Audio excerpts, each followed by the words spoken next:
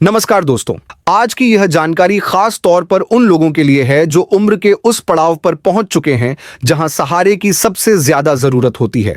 अगर आप खुद 60 साल से ऊपर के सीनियर सिटीजन हैं, या आपके घर में कोई विधवा महिला है, या फिर कोई दिव्यांग साथी है, तो यह वीडियो आपके लिए बेहद अहम साबित होने वाला है। वजह यह है कि सरकार की पेंशन योजनाओं को लेकर एक बड़ा बदलाव सामने आया है, जिससे लाखों जरूरतमंद लोगों को सीधा फायदा मिल सकता है। दोस्तों, हमारे देश में ऐसे करोड़ों लोग हैं जो उम्र, बीमारी या शारीरिक असमर्थता की वजह से नियमित कमाई नहीं कर पाते। बुढ़ापे में दवाइयों का खर्च, रोजमर्रा की जरूरतें और बढ़ती महंगाई इनकी परेशानियां और बढ़ा देती हैं। इसी स्थिति को देखते हुए सरकार ने वृद्धा पेंशन, विधवा पेंशन और दिव्यांग पेंशन जैसी योजनाएं शुरू की थीं, ताकि ऐसे नागरिकों को हर महीने एक निश्चित आर्थिक मदद मिलती रहे और उन्हें किसी और पर पूरी तरह निर्भर न रहना पड़े। अब तक आपने देखा होगा कि इन पेंशन योजनाओं की राशि हर राज्य में अलग अलग तय की जाती रही है। कहीं सिर्फ 400 रुपए महीना दिया जाता है, कहीं 1000 रुपए,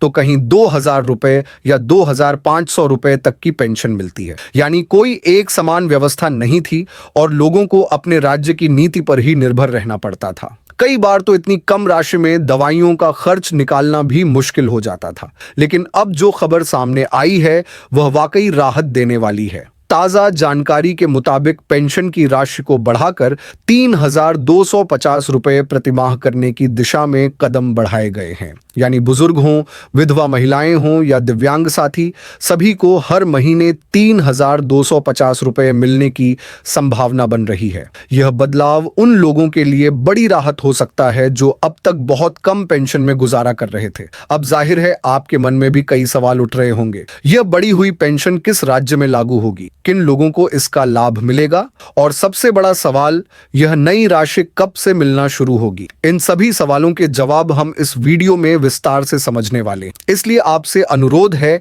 कि वीडियो को पूरा जरूर देखें। अगर जानकारी आपको उपयोगी लगे तो लाइक करें, और अगर आपके मन में कोई सवाल रह जाए तो कमेंट बॉक्स में जरूर लिखें। साथ ही यह भी बताइए कि आपके राज्य में फिलहाल कितनी पेंशन दी जा रही है। अब थोड़ा यह समझना जरूरी है कि पेंशन योजनाओं की व्यवस्था कैसे काम करती है।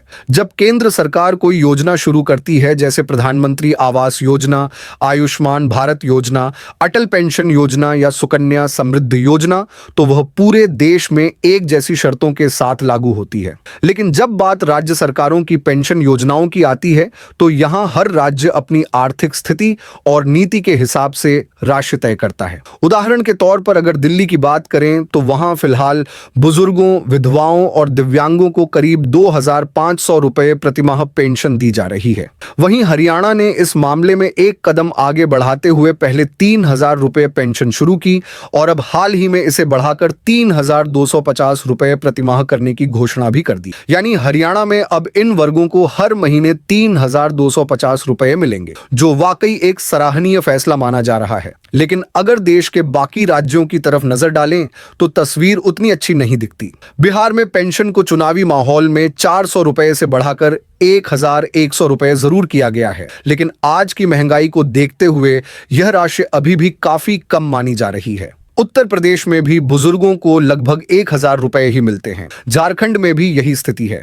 उत्तराखंड में राशि थोड़ी बेहतर जरूर है, जबकि पश्चिम बंगाल में 750 से 1000 रुपए के बीच पेंशन दी जाती है। राजस्थान में भी पेंशन करीब 700 से 1000 रुपए के आसपास है। हैरानी की बात यह है कि महाराष्ट्र जैसे बड़े और विकसित राज्य में भी कई जगह केवल 600 रुपए की पेंशन मिल रही है। आज के समय में जब दवाइयों, राशन और रोजमर्रा के खर्च लगातार बढ़ते जा रहे हैं, तब इतनी कम पेंशन में सम्मान के साथ जीवन जीना बेहद मुश्किल हो जाता है। यही वजह है कि अब यह मांग तेज हो रही है कि हर राज्य में पेंशन की राशि कम से कम 3000 रुपए या उससे ज्यादा होनी चाहिए, ताकि बुजुर्गों, विधवाओं और दिव्यांगों को सही मायनों में राहत मिल सके। अब जरा आप खुद सोचिए, क्या 1000 रुपए या 1200 रुपए महीने की रकम को सच में पेंशन कहा जा सकता है? आज के समय में तो यह राशि इतनी कम है कि उससे एक बुजुर्ग का एक हफ्ते का भी खर्च ठीक से नहीं निकल पाता। ऐसे में जब सरकारें इतनी कम पेंशन तय करती हैं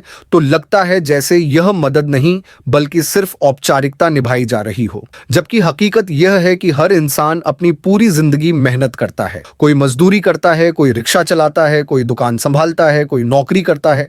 जवान उम्र में वही व्यक्ति अपने परिवार का पेट पालता है, बच्चों की पढ़ाई कराता है और देश की अर्थव्यवस्था में अपना योगदान देता है। ऊपर से हर कदम पर टैक्स देता है, यहां तक कि रोज इस्तेमाल होने वाली चीजें, टूथब्रश, साबुन, टूथपेस्ट, सब पर टैक्स लगता है। यानी पूरी जिंदगी इंसान सरकार को टैक्स देता ही रहता है। लेकिन जब वही व्यक्ति 60 साल की उम्र पार कर लेता है और काम करने की स्थिति में नहीं रहता, तब उसे सहारे की सबसे ज्यादा जरूरत होती है। ऐसे समय में सरकार की जिम्मेदारी बनती है कि वह उस व्यक्ति का ध्यान रखे। कम से कम इतनी पेंशन तो दी ही जाए कि बुजुर्ग अपना बुढ़ापा सम्मान के साथ बिता सके, दवा ले सके और किसी के आगे हाथ फैलाने की नौबत न आए। इसी वजह से हरियाणा सरकार का 3250 रुपए पेंशन वाला फैसला लोगों को पसंद आ रहा है, क्योंकि अगर 3250 रुपए महीने मिलते हैं तो इसका मतलब है करीब 100 रुपए रोज।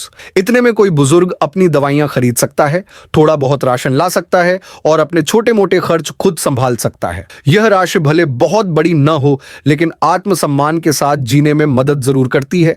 दोस्तों, यहां एक और जरूरी बात समझने वाली है। सिर्फ राज्य सरकारें ही नहीं बल्कि केंद्र सरकार भी कई ऐसी योजनाएं चलाती है जिनसे भविष्य में पेंशन और सुरक्षा मिल सकती है। जैसे अटल पेंशन योजना, जिसमें थोड़ा थोड़ा योगदान करके 60 साल की उम्र के बाद 1000 से लेकर 5000 तक की पेंशन पाई जा सकती है। इसी तरह श्रम योगी मानधन योजना खास तौर पर मजदूर वर्ग के लिए है, जिसमें पंजीकरण करवाकर भविष्य की पेंशन सुनिश्चित की जा सकती है। नौकरी पेशा लोगों के लिए नेशनल पेंशन स्कीम एक अच्छा विकल्प है। किसानों के लिए किसान सम्मान निधि योजना है, जिसमें हर साल 6000 रुपए की मदद मिलती है। आयुष्मान भारत कार्ड के जरिए 5 लाख रुपए तक का मुफ्त इलाज मिलता है और सुकन्या समृद्धि योजना बच्चियों के भविष्य को सुरक्षित करने का एक मजबूत माध्यम है। समस्या यह नहीं है कि योजनाएं नहीं हैं, असली दिक्कत यह है कि इन योजनाओं की जानकारी सही तरीके से नहीं होती, से गांव-गांव और जरूरतमंद लोगों तक नहीं पहुंचती।